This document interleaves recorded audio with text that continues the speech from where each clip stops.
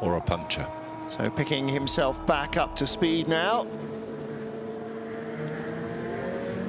Slow zone still at the first chicane on the Mulsanne. He's got problems. Yeah, you may well have a tyre going soft at the back, which would explain the big lock-up at the front, because it'll be sitting down at the back, so the front wheel, one front wheel will be partly off the ground and the other one will lock up more easily. Here is the 92 Porsche that has had all the trouble in Christendom. So this will be Michael Christensen getting back in the car. Yep. And in fact, they are no longer last in GTE Pro, because the problems for the WeatherTech car of Tony Wielander, which is still in the garage being repaired, has brought the Porsche from 8th up to 7th. So, not really fair to say they've overtaken somebody, but somebody else has gone backwards past them. So, not sure if the WeatherTech racing car will reappear, and if so, when. I shall hopefully have a little bit of information. I shall go and have a delve, because I have a contact. WeatherTech car suffered its first delay with a broken right front shock absorber, and now a big hit from the Racing Team Netherlands car.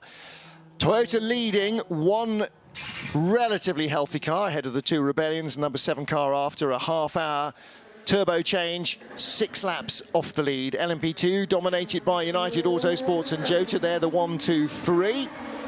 In the GT Pro class, the AF Corsa number 51 Ferrari now ahead of the 97 Aston, but it should stop in a couple of laps and that will flip-flop back, with the Aston Martin 95 car in 3rd position, and they are all just outside the top 20.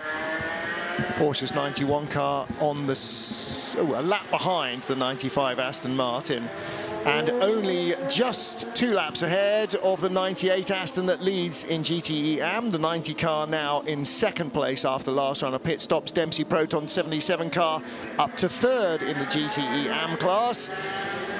In the pits still is the Dragon Speed number 21 car, dropping rapidly down the order. So too the WeatherTech 63 car after a hit from the Racing Team Netherlands car. That is sinking like a stone.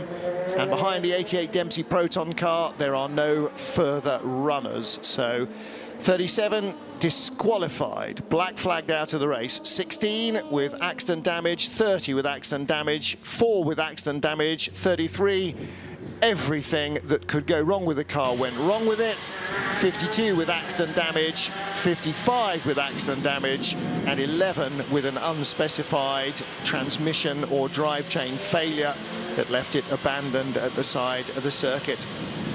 So the number 37 Jackie Chan DC racing car that led in LMP2 for much of the first half of the race stopped out on the circuit. Gabriel Aubry repaired the car and got it back to the pit lane, but using a component that was handed to him by a team member. That is not allowed, and the car was black flagged and is out of the race.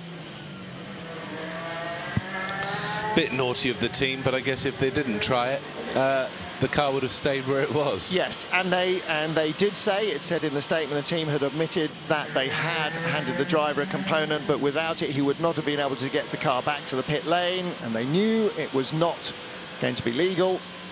And so I'm afraid Sam Hignett and his team always knew that was going to be the case, and so it was. So the car got back, but is out of the race.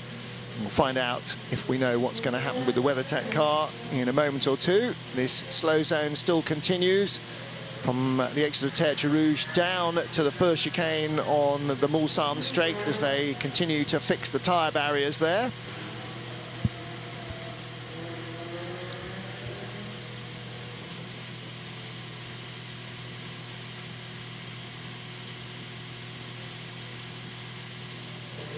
Our race leader, the number 8 Toyota, number 1 Rebellion in the pits at the moment. Norman Nato taking over that car from Gustavo Menezes.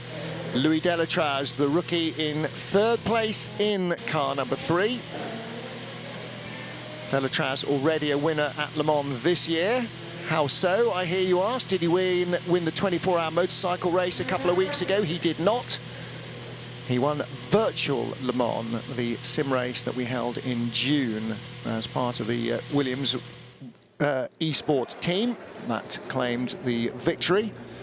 So Louis Delatraz making his first real Le Mans start, could end up just possibly, with a lot of luck, some freaky twists of turns and fortune, leader in, winning Le Mans twice in 1 year. Here is the LMP2 leader. Alex Brundle is in the pit lane. Philippe Albuquerque is in the pit lane. Albuquerque on his way out now in 22. So that's an undercut. Or he's on his way in now in 22. Yes, that was the wrong end of the pit lane. So it's not an undercut. He follows his teammate in. 23.8 seconds between them. Remember when they were nose to tail? How has that gap opened up? Shaman gives the thumbs up, and 32 trundles away.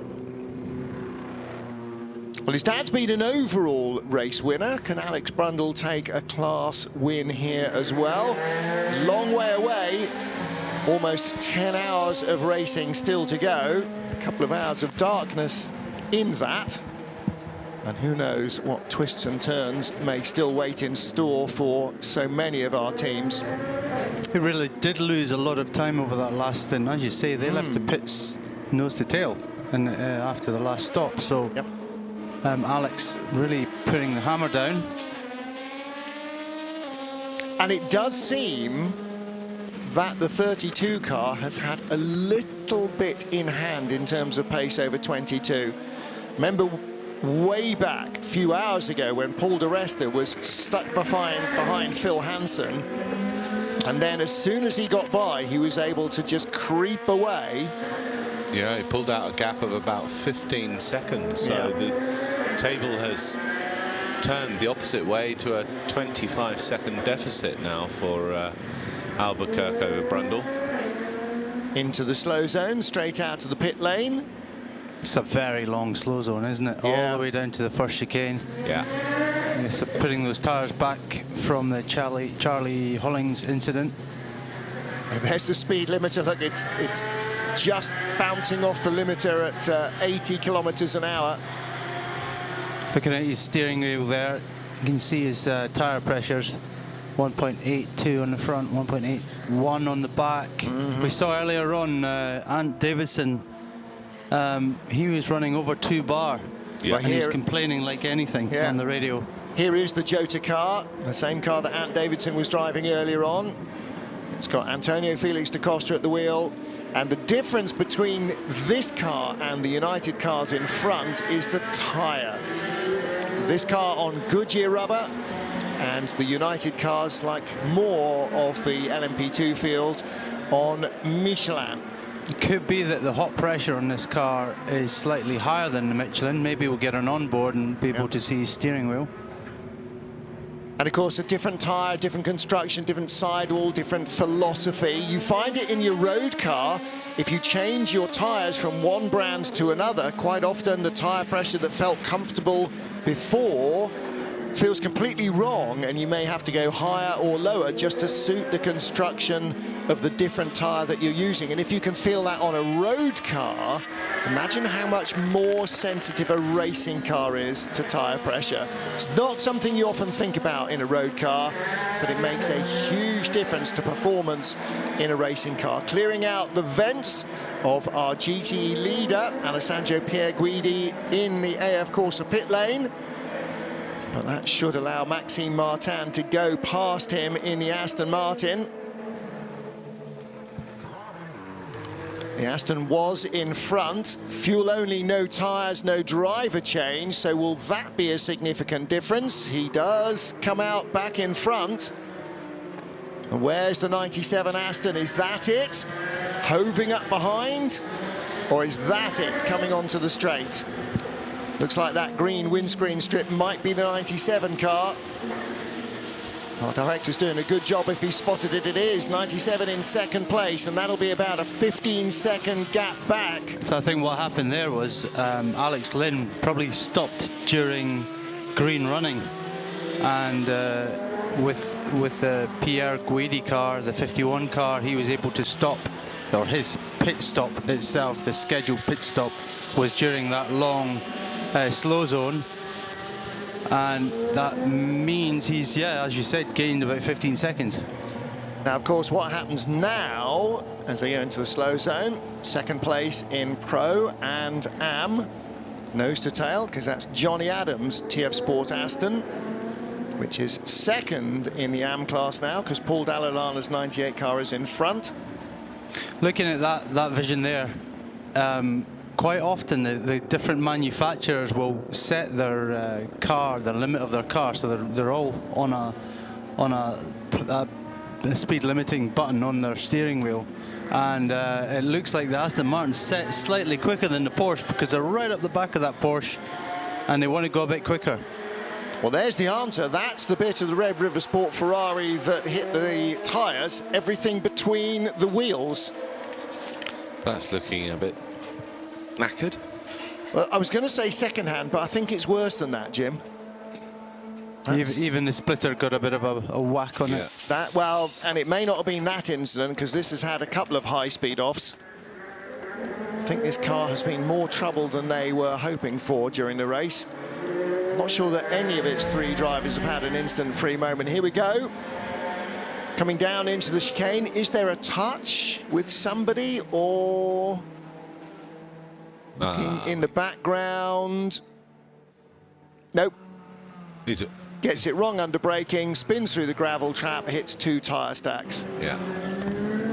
That was a solo effort, I'm afraid, from Charlie Hollings. That's pretty odd, though, because, OK, you've braked too late, but there's still ample room to slow down before the tyres normally. So that suggests to me that the car wasn't slowing down well enough, or he completely missed his braking point by 100 metres. Well, it wasn't the first time the car's been off. It had gone sideways through the gravel beforehand. So we've talked about this before. When you go through the gravel ends up in bits and places of the car, and it drops out the most inopportune moment. They can't open the door. They can't open the door. The door's been jammed shut. Right, Charlie, you're in for the rest of the race. It's bad luck if he needs a wee, isn't it? Pass him a bottle through the door there, that'll be fine. Of course, we are at the stage of the race where the GT Am cars, which runs steel brakes, unlike the prototype cars with carbon, that the pads could be pretty thin. Yep. And it's called knock-off when you run on an exit curve, and it gives a vibration through the wheel like a drrrr. What it does is it knocks the pads away from the disc, and then the driver arrives at the next corner, hits the brake pedal, and boom, it goes to the floor. And or there's a pause as the pads make up the distance to the disc, and you know, even a tenth of a second could be the difference between being on the track and being off it. Well, you find normally if your pedal goes long and you have to push the brake pedal further down, what you actually get is only rear brakes, and that's maybe what happened. Yeah, either that or a stone from an earlier excursion getting in one of the calipers, or as you say, just tired brakes, tired tyres, tired driver, somewhere in there. Yeah. However, they are going to have a long job getting that door open. That 7 Toyota is not really making any inroads into either of the Rebellion cars. Well, it's lapping a couple of seconds a lap, or did on the last lap, quicker than its teammate. But you're right, the Rebellions are only 2 or 3 seconds a lap slower. And as I said, at that rate of catching, to make up 3 laps even to third place is a tall order. Yeah. So 3 laps at 4 minutes. I'm going to have to get the calculator out. 9 talk hours. amongst yourselves. 9 hours 45 to go. It's going to take that long, isn't it? Yeah. It's not. They need a bit of luck, or they need to start going faster.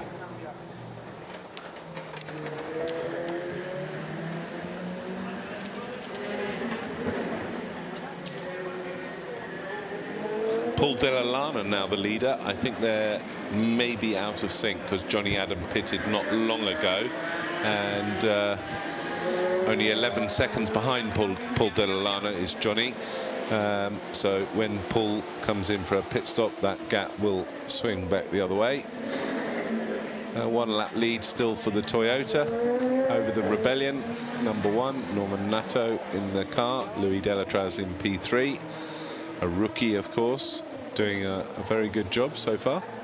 Paul's due in this lap. Johnny Adam pitted 4 laps ago, and his last stint was an 8-lap stint. So I wonder whether they chose to pit during this low zone. Yeah, possibly. Or he had a problem and they brought him back in after 8 laps.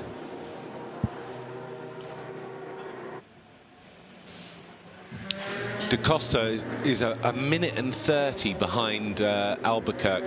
That gap is much bigger now than it was, but of course we saw Antonio Felix da Costa make a pit stop for what looked like a seatbelt issue on his in his car. And then the 2 United cars still first and second. Brundle seems to have the legs on Albuquerque for some reason in this this portion of the race. Yeah, odd, because they were running so close together for quite a while. On board with the 91 Porsche team.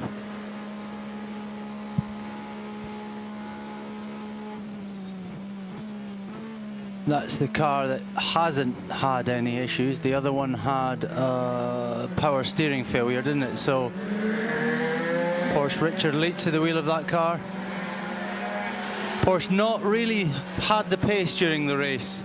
They seemed good in qualifying. They seemed to be really up there, and then the race started and both cars gradually fell back through as Aston Martin found its feet, and of course the Ferrari leading car of Pierre Guidi. But I suspect that unless let me just check my computer here, but did Maxime Martin stop during that slow zone? It was long enough, he might have done, because he only stopped a couple of laps before the Ferrari.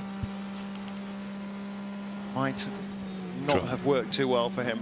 Drive through for 72. That is Marcus Gomez in the Hub Auto Racing car. Overtaking in a slow zone. That's going to be a drama for them, because he's about a minute in front of the Iron Dames car of Michel Gatting, and that could be a place change for 10th in the GTM class. Drive through could cost him almost all of that time, couldn't it? Minute and 8, 68 seconds. It'll be about I don't know. What do you think it is through the pit lane? There's 48 the radar. seconds. Yeah, there's the weather radar. As you can see, no rain at the moment. It's coming around. Expected at all, yeah. No, it's whiffling around south of us. Yeah, so looking back, Martin Martin, he did, Maxime Martin, he did get into the car 4 laps ago, and I think he lost out from that yellow zone because Pierre Guidi stopped during that yellow zone, which cost him less time, and vaulted back in front. So we have almost a 10-second lead now from it being the other way around. Now for Aston Martin is on fresher tyres, isn't it? Not Yeah. much. No, a stint. It's on a stint fresher tyres, because Alessandro was on his first stint as Alex Lynn came to the end of his second. True, So, okay, yeah. So the Aston is on a first stint of tyre now with Maxime Martin, and the Ferrari on a second stint. And you know, as the race progresses and the track temperature changes, again we may see the balance of power swing between one and the other. Aston Martin had a 1-2 If we look, stranglehold early on in the heat of the day. Maybe that balance will come back to them as the temperature changes. if I look back through the times though, so we've double stinted for the last, all the way through the night. Alex Lynn, his average speed was actually quicker with the used tyre. So he did a 3:53.6 with his first stint, and then a 3:52.6 with his second stint with the used tyre. So I don't think the tyres are lasting quite well. Well, they've got a door on, but boy, that's an ugly looking car, isn't it? Yeah. You ever seen the movie Christine? No. No. The 58 Plymouth Fury that is possessed, a Stephen King book made into a film. Car that's possessed and continually, completely rebuilds itself after crashes. Let's get to the 90 TF Sport Aston Martin, currently in second place by inches.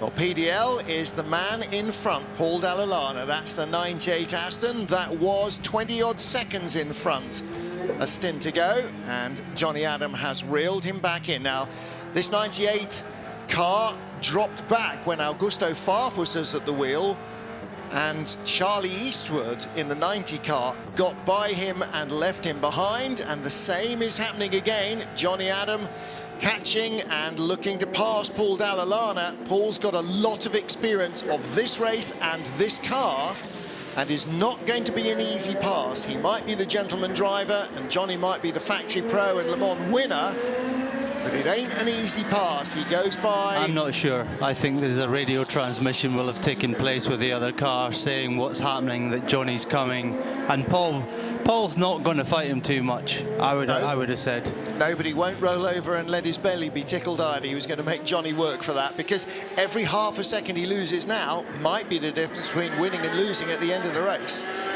He does get the benefit of seeing the back of Johnny's car, though, and helping him around the lap, which is quite an important thing in these dark conditions. Correct. Plus he gets a little bit of a tow as well, which takes a little bit of the strain out of his own engine. So Paul Dall'Anna in second place. Johnny Adam takes the lead. TF Sport back in front in GTE Am. And at the moment, Ricardo Pera in the 77 Dempsey Proton car. 77 was the GTE Am winner 2 years ago. And that car is currently in third place, and it is 1 lap behind. Oh, Lord, Hayley Edmonds has woken up, and she's in a good mood, everybody. Either that or she's had too much sugar already, and it's only 10...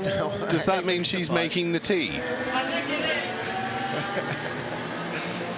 So 98 Aston into the pit lane, and that's why Paul Dall'Anna didn't fight it overly hard. He is coming to the end of a run, and he is in for fuel. Not sure whether that is the end of a double stint for the 98 Aston. G-Drive preparing. Not sure if that's the end of a double stint for the 98 Aston.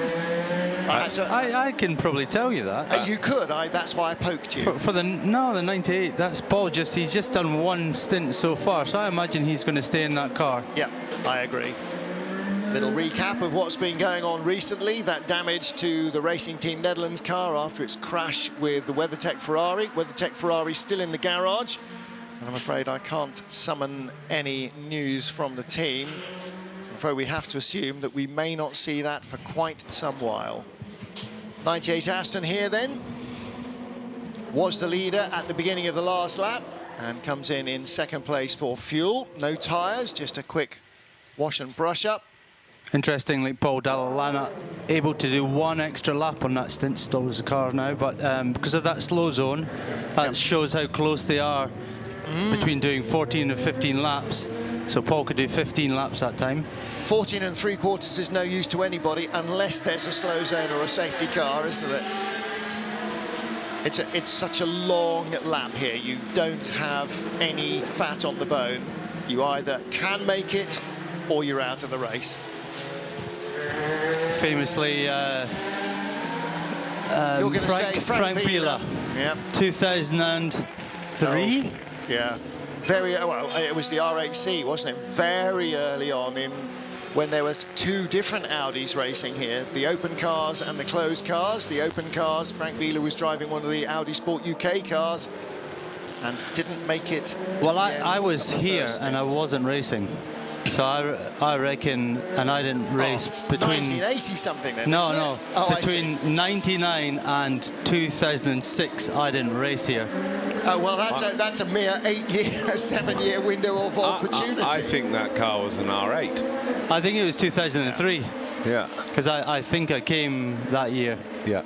And it was my first time back since 99. Okay. I plucked up the courage to come back. You were here having meetings, were you? No, I was just drinking wine and being a bit of a Billy. So same as this year Billy. then. Yeah. There's not been enough wine consumed lately, though. It's been a short week. Anthony Borger versus Ben Hanley. This is for position. This is the Dragon Speed car chasing down the 7th place Cool Racing entry. Ben Hanley has definitely had the blue touch paper lit for the last couple of hours. Absolutely flying. Anthony Borger's doing no slouchy job either. They were both in the 337s last time round. Borger 340.3, Ben Hanley 338.7 on the last lap. So Ben Hanley in 27, the Dragon Speed car, all over the back of an Anthony Borger. And what is the relative tyre life, stint length, etc., 42 and 27, Peter Dunbreck with the 42, 27.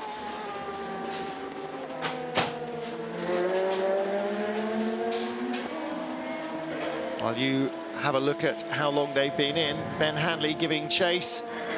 And all over the back of Anthony Borger. Their pit stops are on the same lap, so they're halfway through the stint right now. So Hanley all over the back of Borger. Saying that though, the 27 car doesn't seem to do 10 laps very often. It's doing it's doing 9, 8, 9. It's 5 laps in at the moment, whereas the 42 car, every stint is 10 laps. Well, nothing between them on the road at the moment. So we might find that the 27 pits 1 lap earlier because it seems not to be able to do a 10-lap stint. That'd be depressing for the Dragon Speed car. Maybe that's why it's taken a while for them to get into sort of a competitive position. Behind them, Thomas Laurent in the pits in 9th place for Senior Tech Alpine. That's the 36 car. And 32 and 22. United Autosports first and second ahead of Jota Sport. Top of your timing pylon, the number 31 car, 4th place for Panis Racing. G-Drive 26 in 5th. And 39, the Graf Racing entry in 6th position. Then this battle, Cool Racing versus Dragon Speed. And in terms of outright pace, Ben Hanley should have this. Whether the car is quite quick enough to make this pass straightforward or not remains to be seen. Of course, the 42 car is the car with Nicolas Lapierre in. Winner last 4 years in P2. A lot of work to do if he's going to win again from 7th place in P2. Yeah, well, he's won on his last 4 outings, but not 4 consecutive years. And there goes Ben Hanley, goes straight by on the exit of Arnage. So he moves up a spot, and he is now into 7th place in LMP2. And the gap is nearly 2 minutes to Charles Milesi in the Graf Racing entry in 6th, minute 51 behind Milesi. Now, ahead of them is the Nico Jama Jean-Eric Verne battle for 4th. The Panis Racing car, 1.6, make that now 1.9 seconds ahead of the G-Drive number 26. Big lock-up, and somebody goes straight through the chicane. Looked like Porsche headlights. Or was he just going into the pit lane a little over-ambitiously? Or did he lock up, go through the chicane, and then head into the pit lane? We'll wait and see who appears in the pits. Ricardo Pera in the 77 Dempsey Proton car from 3rd in GTE Am is freshly into the pit lane. I wonder if that was him. or Eurasia's Nick Foster, who is also in the pits in LMP2. Did look like a Porsche, though. If our director can jump forward a little, the Panis Racing G-Drive battle up the road from these guys, 2 minutes ahead, is just 1.6 seconds apart. And Jean-Eric Verne chasing Nico Shaman. This battle is done. Ben Hanley's gone by. They need to be looking down towards Arnage for the battle in front. Meanwhile, just to recap, as we get to 5 AM Central European summertime, 9.5 hours remain in the Le Mans 24 hours. And your leaderboard from the top of the pile, number 8 Toyota leads. It was a lap behind when Ben Constanduros went to bed. It is now a lap in front, not of its sister car, but of the number 1 Rebellion. Norman Nato is in second. Louis Delatraz is in third in the number 3 Rebellion. That is 3 laps off the lead. The Rebellion number 1 is 1 lap off the lead. 6 laps behind the leaders is the number 7 Toyota Gazoo Racing entry. Jose Maria Lopez is at the wheel. It had a 30-minute pit stop for a change of the right-hand turbocharger about an hour and a half ago. Lost the lead, and it would seem any chance perhaps even of a podium. It has, however, opened up 1 more lap over the LMP2 leader, which is 5th overall. That's Alex Brundle. There's been a swing in the balance of power. The 32 car now ahead of 22 by nearly 20 seconds. United Autosport 1-2. Jota Sport in 3rd place in LMP2, ahead of the close battle between Panis and G-Drive, with Graf in 6th position.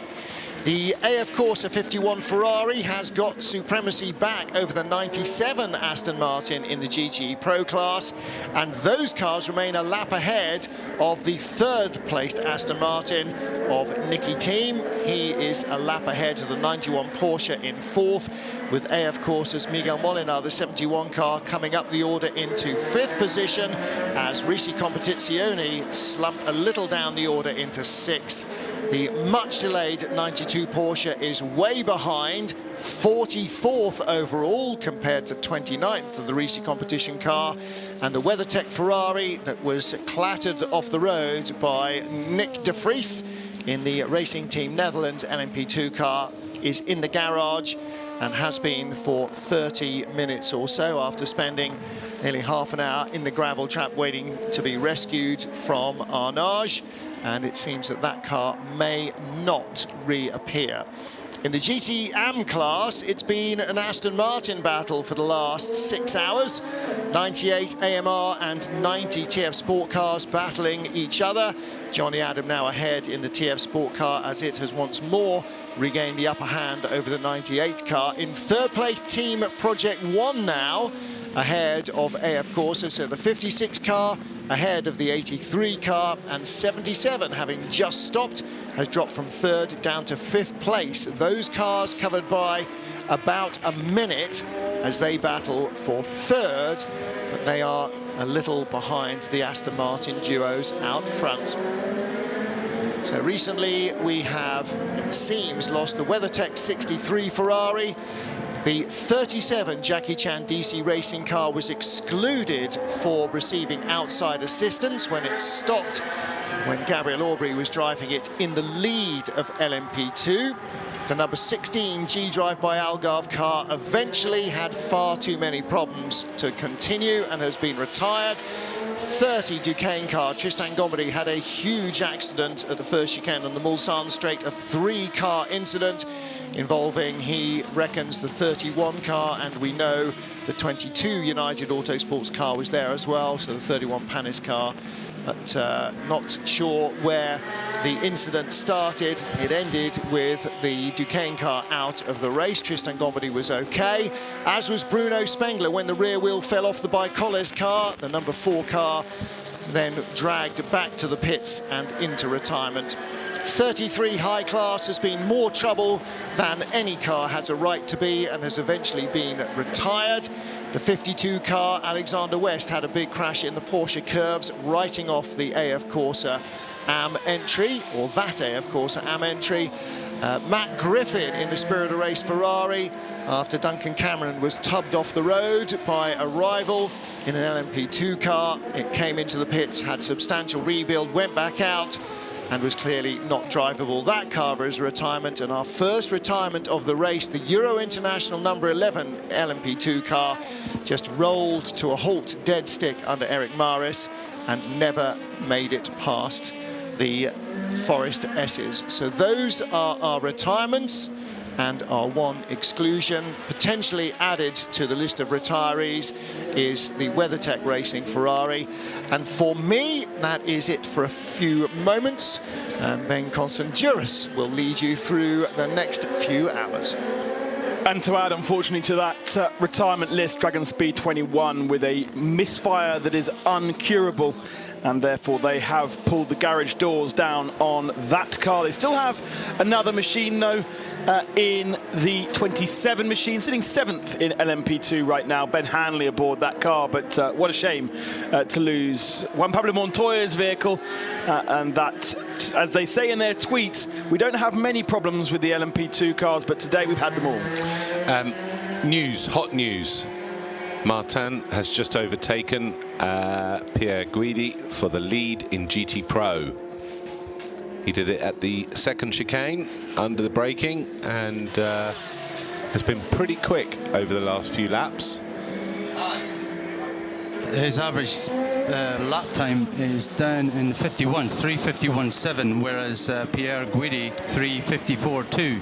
Yeah. So he's always quick in these difficult conditions, isn't he? Wet or dark, exceedingly quick driver. And you know what? That air is incredibly thick at the moment. You really can feel there's a lot of humidity in the air. The weather that we were expecting seems yet to have arrived, although some radars might suggest that in an hour's time we'll get a little bit of rain. Others are saying no rain at all, which means I need to find a hat to eat, because I was pretty sure we were going to see some kind of rain. Jamie Campbell radar, he said that it's not coming till 10 o'clock tomorrow morning. So, Or this morning. This morning. This morning. Yes. Yeah. So all right. Tomorrow. Yeah. When it's light. Yeah. In about 4 hours. In about thing, 4 hours. Yeah. He's pulling away up. He's definitely quicker, and is pulling away. The difference, of course, is that Maxime Martin is on fresher tyres. First stint on these tyres, whereas Alessandro Pierre Guidi, second stint for his tyre.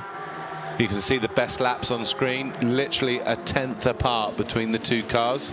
Last lap's a little bit different, nearly 2 seconds, but as Peter just explained, there is a tyre life difference between the two cars, and it's ebbing and flowing between these two as the race is going on. They're never more than 5 or 10 seconds apart, and it's actually been the battle of the race. The other battle of the race has been the two United cars, the Jota car in P3 with Antonio Felix da Costa at the wheel is now 1 minute and 32 behind. He had to make an extra pit stop for a seatbelt problem. Alex Brundle has done a stonking job in the night here. He's pulled a 17-second gap over Albuquerque, and but this is the battle to watch, really, the battle between Maxime Martin and Alessandro Pierre Guidi. Tricky one for Guidi. He's seen his lead, which was quite a few seconds, disappear, and he will have been informed on the radio that Maxime Martin was coming, and coming quickly, and now he's just watching him drive up the road. So he probably 7 laps into his stint, so he's halfway through his stint right now. He's probably looking forward to getting out of this car and handing it over to his teammate. We were checking in with the battle for 4th position between Panis Racing and G-Drive Racing, but Jean-Eric Verne has brought the 26 car into pit lane. There he is. So in fact, the car that was following those two, I think, was the Racing Team Netherlands car, which can run at the pace of the leaders, but has a decent deficit now to the head of the pack, having had issues early on. It's something like 13 laps now. And therefore, a service for the 26. That's a driver. Ah, sitting. He's just got out the car. So he's sitting on the pit wall, actually. Yeah, he quickly jumped out and got over to the pit wall. And that was Jean-Eric Verne out of the car. Now for a tyre service. This is a full, longer pit stop for the G-Drive machine.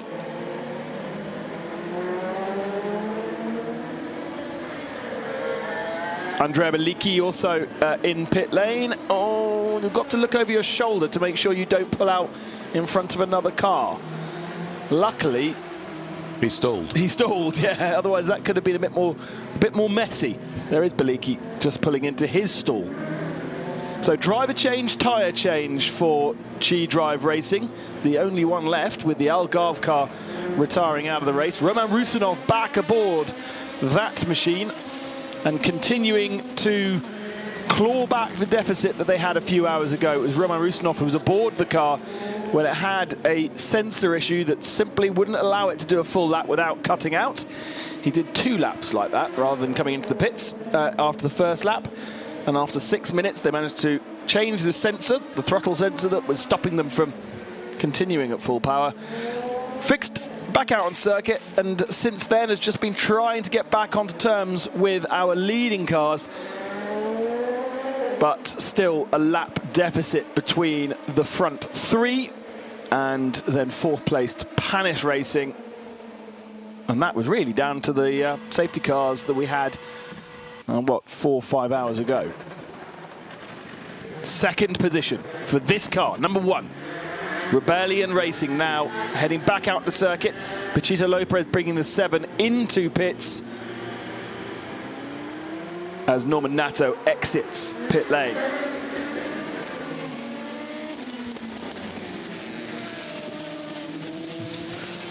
Really thought it was going to be this car's year when I went to bed a few hours ago.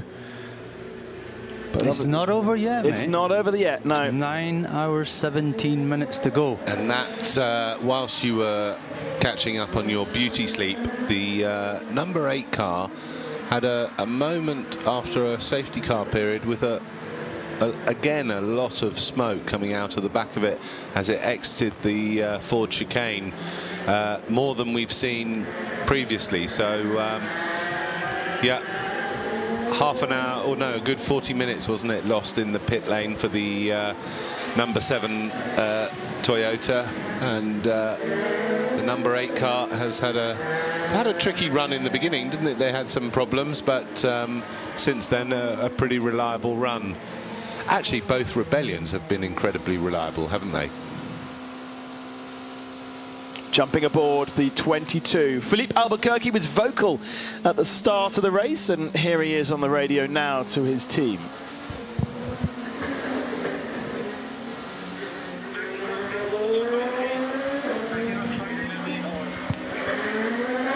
Something in my face, I can't something anymore. Something loose at my feet. Loose at my feet? Yep. You guys can hear this radio way better than mine. I need to set my my panel up a bit better. Something at my feet, I can't drive it anymore, was the message. The pace is still good though, although, okay, lost a couple of seconds on that last lap to Alex Brundle. What's he in sort of stint lengths? Is he midway through his stint, or has he got a few laps to go yet? 38, he is near the end of his stint. So I think he's probably going to pit this lap. Is this his 3rd stint, I think? No. Second. Right. So ideally, they would be looking to triple or quadruple stint. But to fix anything that's in the pedal box, we'll need somebody. Of course, this is the car, isn't it, that made an unscheduled. He did 1 lap. He got in the car, did 1 lap, and had to stop because he had a belt issue. No, that was DaCosta. That was DaCosta. Oh. Yeah. Well, into the pits comes the 22, so we'll have an opportunity to see what they do about this thing in the pedal box. There'll be a mechanic that sticks his head down into the cockpit and with a torch and digs it out. So both cars in for the United team. Brundle has finished his stint. Now, usually United wouldn't do that because you can see how close they are, but the 22 pulling in behind the 32, and actually you can see the 37 is the next garage along, and that isn't a retiree, so that's suddenly given them a little bit more space. So They've done it for the last 3 stops that I've seen anyway. Yeah. Okay. So the mechanic changing the bottle, he's stuck his head in the passenger side and he's pulled whatever was in there out. Fuel's still going in.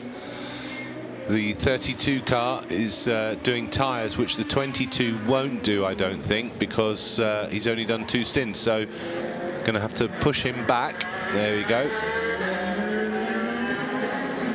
Putting some oil or something in the 32. Didn't feel like that they went down into the bottom of the footwell and picked out whatever was troubling him. He went in from the passenger side. Okay. Back out on the circuit then. 22 takes the lead. For how long though? Because well, no, the 32 did tyres, whereas 22 hasn't. Well, so I'm thinking that with those fresh tyres, and if Van Uitert can get up to speed quickly, did I say that correctly? And then he's going to be knocking on his door pretty soon, I would think. Luckily for Ben, his favourite driver in the field is not in the car at the moment, so there won't be any issues there. He wanted to be the most unpronounceable driver in Le Mans history, and he's getting his wish, from me at least. Mr. Vittekorn in the 99 Dempsey Proton is who we're talking about, as the Jota Solik sponsored machine gets a bit of a service. Very, very dirty, that car. This was the car that made an unscheduled stop for a belt issue. Also had a slow puncture, and before I went to bed also did a 5-lap stint as well for something I don't think we ever got to the bottom of. So it hasn't been straightforward for Jota. Remember, they are running on Goodyear tyres, as opposed to United Autosport on the Michelin. Goodyear a brand new tyre, whereas the Michelin much more well versed at the Le Mans 24 Hours, and everybody will be using Goodyears next year. But this year, a fact-finding mission for Goodyear, but of course for Jota, they're desperate to take the victory. That's an interesting... Okay, there's a little bit of physio going on there. It just looked like they were pushing each other around.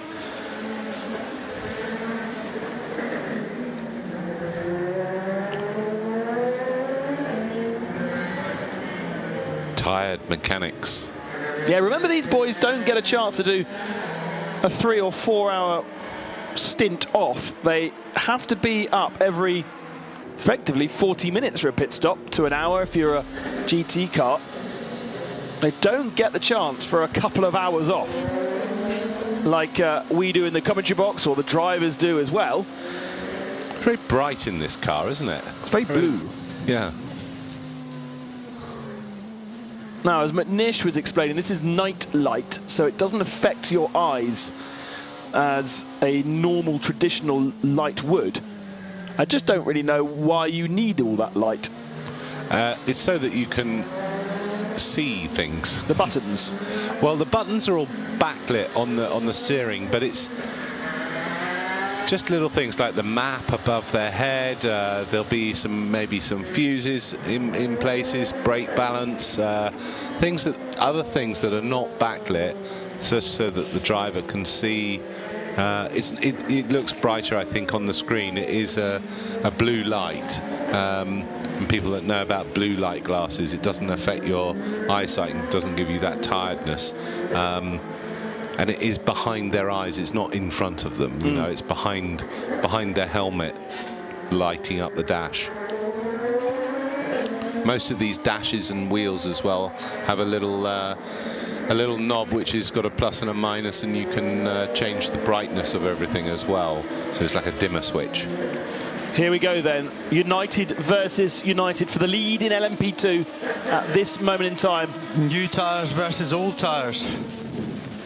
So the car in the front's got used tyres, Albuquerque, and the car behind, the 32 car, brand new tyres, new driver in the car. Now, what you don't want them to do is be fighting too hard and slow each other up. There would be, presumably at this point in time, knowing that they're on different strategies, Philippe Albuquerque will be told, just let him go. Your time will come later on when you get the new tyre. It could happen right here as well. Yeah, I mean, there shouldn't really be a fight, should it? As teammates. One lump of light comes down towards Mulsanne 1, towing each other down towards the chicane. To the inside comes Job van Uitert, and that will be position taken by the Dutchman and into the lead of LMP2 once more. Now he'll drive away, and Philippe Albuquerque will once again get frustrated, as we've heard 2 or 3 times already in this race, when he expects to be the outright disappearing leader. Well, all he can do now is try and hold on as much as he can to the back of that car in front, and just do a nice stable stint. This race will come back to them when the positions are reversed and that car's on new tyres. He will get out of the car after this stint as well, I think. Let me just check that. That's the Panis car, Panis racing car. Nicholas Shaman exiting the pit lane. It's currently in P4. Had a detention from G-Drive before G-Drive came into the pits. They did a full service in G-Drive with Roman Rusinov now aboard, but it'll be interesting to see where Nicholas Yamin comes out in relation to that car, because they were locked together pre-pit stop. Now, there is the G-Drive. That's behind, isn't it? There's certainly one camera shot behind, if not 2 or 3. 31 is, he's just exiting Tete Rouge, and the G-Drive car is this car coming down into the S's. Yeah, so 20 seconds is the gap. A longer pit stop from G-Drive Racing because of full service. That was about 11 seconds longer. And Nicholas Yamin has been able to retain the lead and give a healthy advantage to himself for the moment. See how Roman Rusinov's pace is in that car, on new tyres, of course, on this particular stint.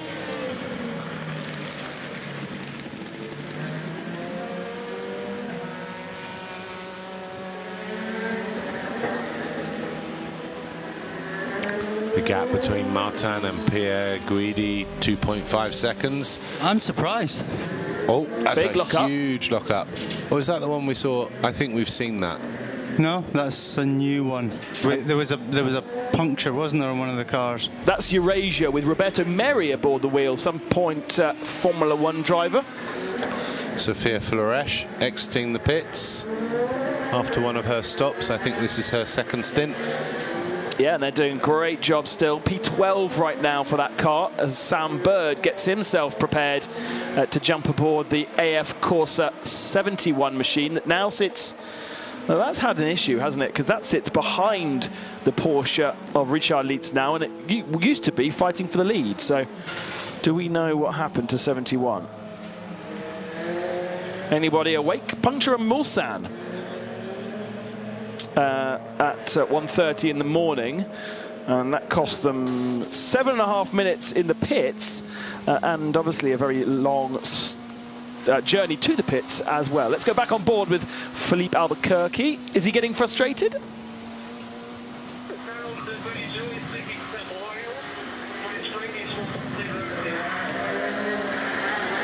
There we go, so being informed that the 32 has new tyres, and let him go, don't fight him. He was saying he has oil, and you can see it on his screen. Yeah. It's spraying out oil all over his screen.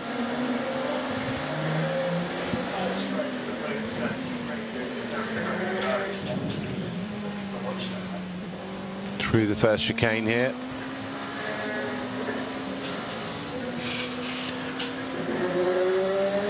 It looks like rain. It's really horrible, isn't it? And the last thing he wants to do is put his wiper on, so he's just got to drive the car like that for pretty much a full stint. So he, as I said before, he is in his last stint in that car, his 4th stint, His tyres are now pretty old, and now he has a windscreen full of oil, so he will be quite keen to get out at the end of this. Yeah, wow. Triple stint in the depth of night. Quad stint. Quad stint. I think so, yeah.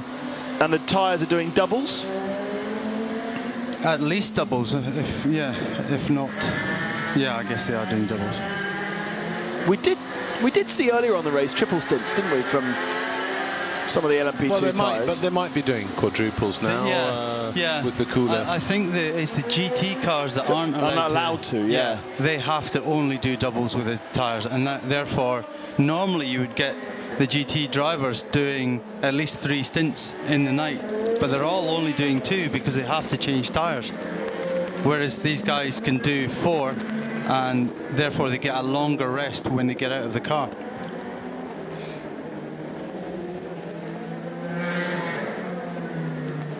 So a little bit of concern therefore on the 32 machine, with Albuquerque reporting oil coming out the back.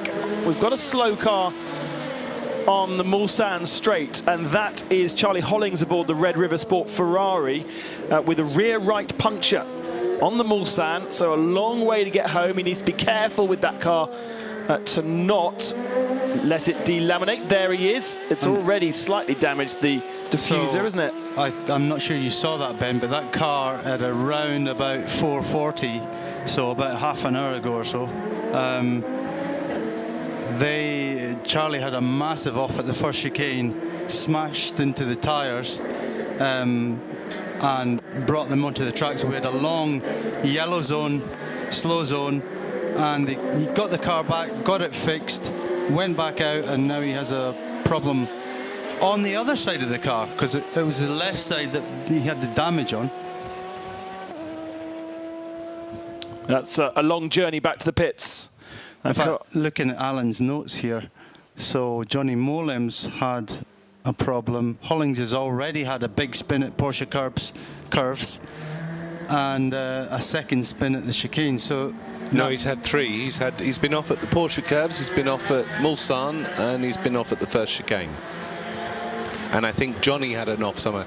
So actually it's a bit strange, because it's the 2 more professional drivers, let's say, that are having the issues. Well, presumably Bonamy Grimes at the moment is having some sleep. Let me have a little look through and see he will have when he last went in the car. Yeah, they would have tried to keep him out of the car as much as possible in the trickier conditions. It's not possible for him to completely avoid the darkness, I don't think. Just simply how the rules sit, and the amount of darkness we have on this September version of the Le Mans 24 Hours, that you will have to drive your third driver at some point at night.